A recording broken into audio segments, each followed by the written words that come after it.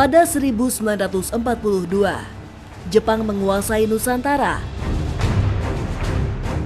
Masa pendudukan Jepang di Indonesia terbilang singkat jika dibandingkan Belanda yang menjajah Indonesia hampir 3,5 abad lamanya. Jepang menjajah Indonesia hanya dalam 3,5 tahun. Namun pendudukan Dai Nippon di Indonesia secara dramatis mengubah tatanan sosial dan budaya yang ditinggalkan Belanda atas negeri ini. Pergerakan perempuan Indonesia seakan berjalan mundur, menjauh dari cita-cita mulia untuk kemajuan anak bangsa. Pemerintahan militer Jepang memobilisasi seluruh sumber daya negeri ini, baik kekayaan alam maupun sumber daya manusia untuk kepentingan perang. Termasuk juga kaum perempuan. Kan Jepang datang ketika Kongres terakhir itu dari Kongres Perempuan Indonesia itu diadakan di Semarang tahun 41. Nah, Jepang datang tahun 42. Semua kan organisasi dibubarkan, termasuk organisasi wanita. Itu bukan berarti kegiatan wanita hilang. Wanita tetap walaupun tidak resmi dalam organisasi, tapi kegiatannya tetap ada. Apalagi kita tahu Jepang kan memerlukan pengerahan tenaga. Jadi ketika Jepang mendirikan organisasi seperti 3A, kemudian Putra, yang terakhir kemudian Jawa Hokokai, itu juga Jepang merekrut kaum wanita. Itu. Nah, kemudian kaum wanita ini diresmikan kedudukannya dalam apa yang disebut Fujinkai.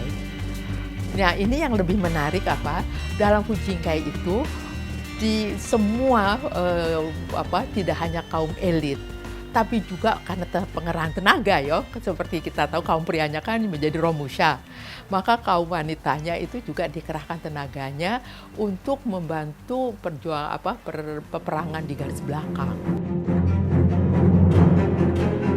Pengerahan tenaga kaum perempuan untuk kepentingan perang ini kemudian disatukan sebagai Fujinkai atau Himpunan Wanita.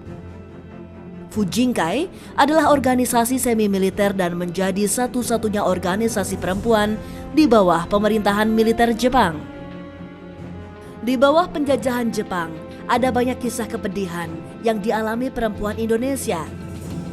Mulai dari Jugun Ianfu dan perbudakan yang jadi kisah kelam di balik lipatan sejarah resmi negeri ini. Di sisi lain, pergerakan kaum perempuan di masa Jepang ini sedikit banyak menggembleng perempuan-perempuan Indonesia di masa-masa berikutnya. 17 Agustus 45, Indonesia merdeka. Namun perjuangan belum lagi selesai. Belanda kembali ke Indonesia, tak lain tak bukan untuk kembali menguasai Nusantara. Rakyat Indonesia bertekad bulat dalam satu semboyan, merdeka atau mati. Pertempuran terjadi di seluruh negeri untuk mempertahankan kemerdekaan dan mengusir penjajah dari bumi pertiwi. Kaum perempuan tidak ketinggalan. Semua bangkit mengambil peran dalam masa revolusi kemerdekaan ini. Sebagian di antaranya bahkan mengangkat senjata, maju ke medan pertempuran. Pasukan perempuan ini kemudian dikenal dengan Laskar Wanita Indonesia atau LASWI. Gerakan di bidang politik, nanti kita lihat juga bahwa ketika ini menjelang perang kemerdekaan, menjelang perang kemerdekaan, para perempuan ini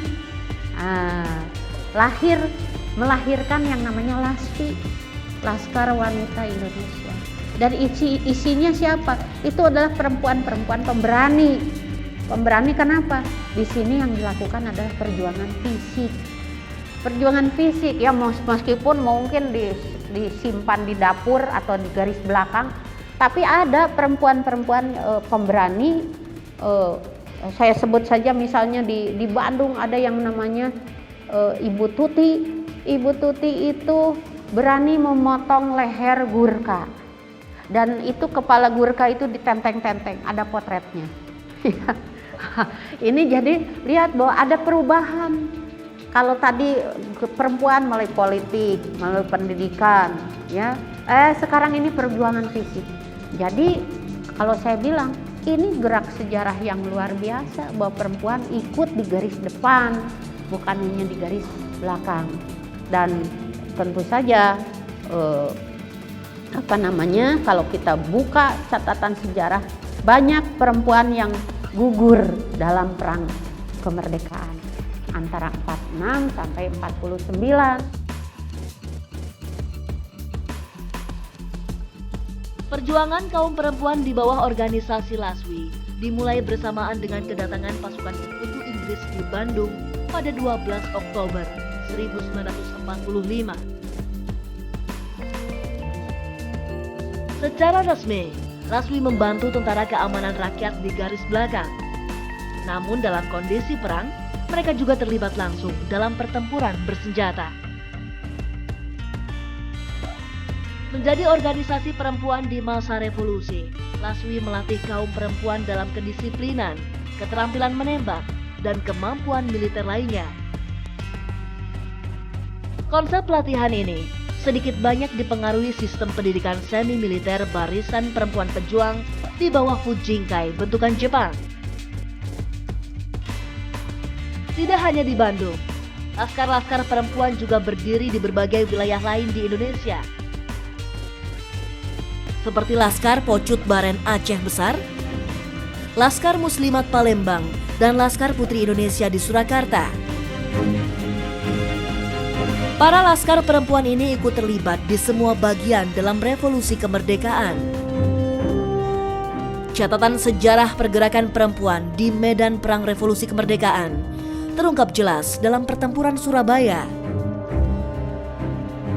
Surabaya adalah salah satu kota terpenting di Indonesia sejak dulu, di Nusantara. Berbagai provokasi dan bentrokan senjata segera terjadi di Surabaya. Antara Nika Belanda bersama sekutu dan kaum republik yang menyala-nyala dengan semangat kemerdekaan. Demikian juga kaum perempuan tidak ketinggalan terlibat dalam kegentingan ini. Salah satu pejuang perempuan itu adalah Trus Iswardi Sarjono. Itu kita di waktu zaman Jepang, kita mendirikan suatu organisasi diketuai oleh salah satu teman namanya Mbak Luki Tanise, dia anunya beken Mbak Luki. Semua orang Jawa Timur kenal Mbak Luki, masih kenal. Jadi Mbak Luki ini kita merupakan federasi. Jadi semua gadis yang mau jadi anggota silakan masuk. Federasi ini dinamakan Pemuda Putri Republik Indonesia. Ada 4 unsur.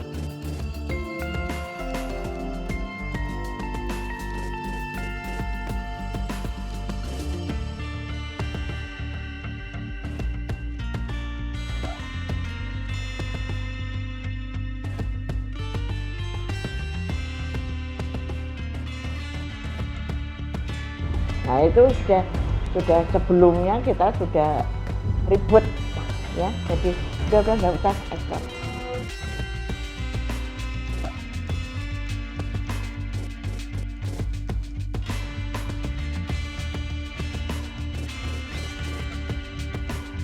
Sederhana lah, pertolongan pertama pada kecelakaan P3K ya, ini yang paling penting. Kemudian dapur umum, ibu-ibu seluruh Surabaya, mereka sekali biar yang elite, biar yang di kampung, semua dengan ikhlas apa yang mereka punya disiapkan untuk yang